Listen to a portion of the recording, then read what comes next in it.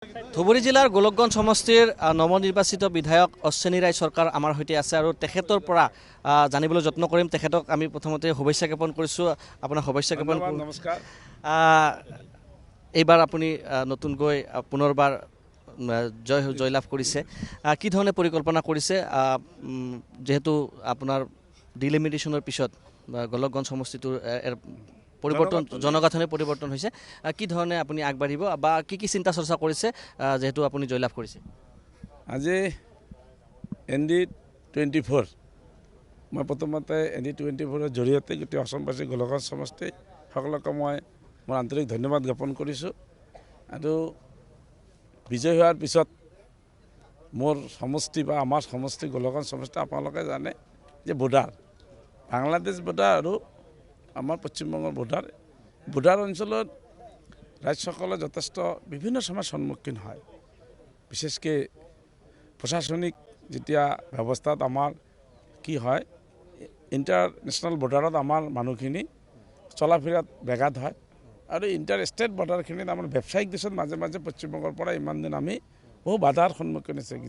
যেতিয়া তাত যিটো চৰকাৰ হ'ল এই বিষয়টো নিশ্চয় আমাৰ সমাধান হ'ব। আৰু সমষ্টিগত সামগ্ৰিক উন্নয়ন কৰাৰ কাৰণ মোৰ কাৰ্যকাল যোৱাটো কাৰ্যকাল 2016 পৰা 2021 চনত মই যিখিনি কাম আৰম্ভ কৰিছোঁ, গতিকে সেই কামখিনি 5 বছৰ স্তব্ধ আছিল।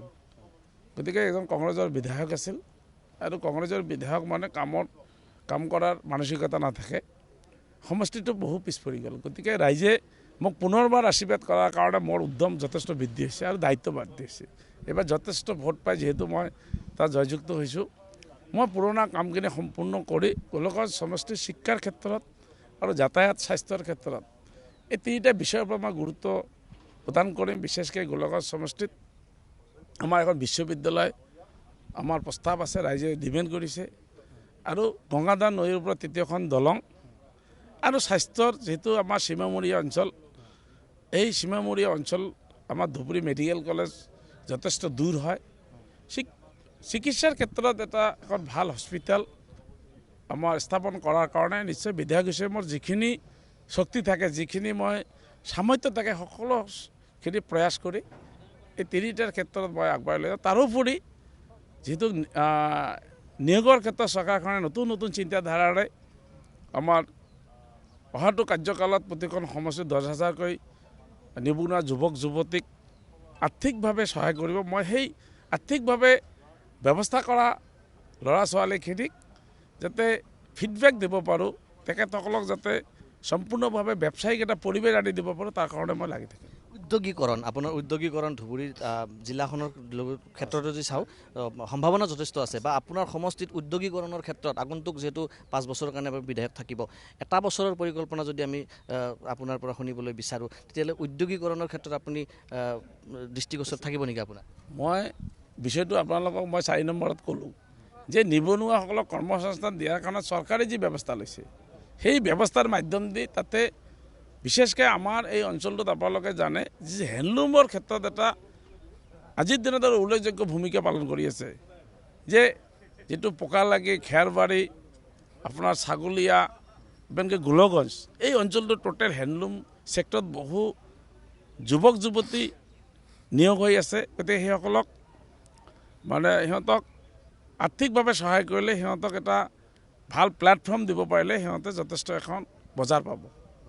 সেই বিষয়ে মই দৃষ্টি আকৰ্ষণ কৰিছোঁ। আৰু যিটো উদ্যোগৰ ক্ষেত্ৰত কৈছে, যে ডাঙৰ উদ্যোগ কৰাৰ সম্ভাৱনাটো এজন বিধায়ক হিচাপে কিমান দূৰ ক্ষমতা আপোনালোকে যায়, কিন্তু ক্ষুদ্ৰ উদ্যোগ যেনেকৈ এটা কৃষিজাত সামগ্ৰী যথেষ্ট, কৃষক যথেষ্ট আছে, যে কোল্ড ষ্টৰেজ বনোৱা, ফিচাৰীৰ আধুনিকীকৰণ, বিজ্ঞানসন্মতভাৱে ফিচাৰীৰ যিটো ব্যৱসাক আমাৰ যুৱকসকলক নিয়োগ কৰা, তাৰোপৰি আমাৰ এই অঞ্চলটোত যথেষ্ট সম্ভাৱনা বহু বিল আছে। এই বিলবিলাক বিজ্ঞানসন্মতভাৱে বিভিন্ন গোটক যদি আমি দিব পাৰোঁ, নিশ্চয় সেইখিনি কাম হ'ব, ল'ৰাখিনি এটা কৰ্মসংস্থান লাভ কৰিব।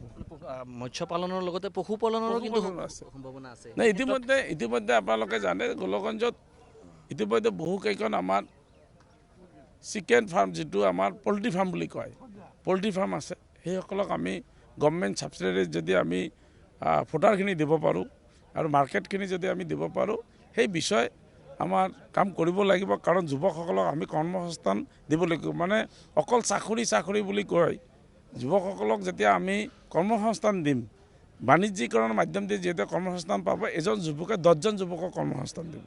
কিন্তু এজন চাকৰি কৰা মানুহ অকল ফেমিলিটোকে পোহপাল দিব পাৰে। গতিকে এইটো আৰু মোৰ ব্যক্তিগতভাৱে মই এনেকুৱা, মই প্ৰথম বিজনেছৰ পৰা আহিছোঁ। গতিকে মোৰ কথা হ'ল ল'ৰাখিনি যদি কৰ্মসংস্থানৰ মাধ্যম, ব্যৱসা বাণিজ্যৰ মাধ্যম দি যদি কৰ্মসংস্থান লাভ কৰে, এজন ল'ৰাই 10জন ল'ৰাক পুহিব পাৰে, 10টা ফেমিলিক মেইনটেইন কৰা হয়। সেই ব্যৱস্থাৰে মই আগবাঢ়িম। জনজাতিকৰণৰ বিষয়টো লৈ পেলাই আপোনাৰ কি ধৰণৰ? জনজাতিকৰণ বিষয়টো আমাৰ কাৰণে অতি গুৰুত্বপূৰ্ণ আৰু আমি দীৰ্ঘদিনীয়া এইটো ডিমাণ্ড আছে। নিশ্চয় আমাৰ ৰাজ্যিক চৰকাৰে যিটো ষ্টেজত সেই বিষয়টো আনিছে, সেইখিনি সম্পূৰ্ণ কৰাৰ কাৰণে 5 বছৰে আমি কাম কৰিম, সংঘবদ্ধ কৰি, আৰু চৰকাৰৰ কাৰণে আমি চৰকাৰৰ লগত মই লাগি থাকি কাম কৰাৰ চেষ্টা কৰিম। কাৰণ অবিভক্ত গোৱালপাৰাত কোচ ৰাজবংশী জনগোষ্ঠীক ST দিয়াৰ কাৰণে 1997 চনৰ যিটো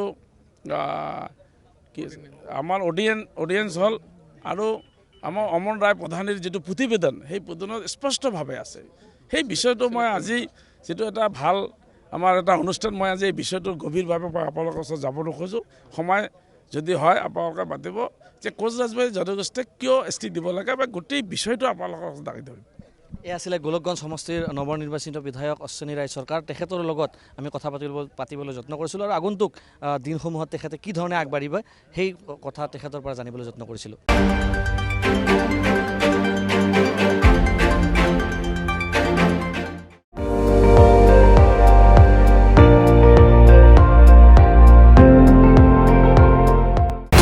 আপুনি চাই আছে ND24, সৰ্বশ্ৰেষ্ঠ নহয়, সৰ্বোত্তমৰ দৌৰত।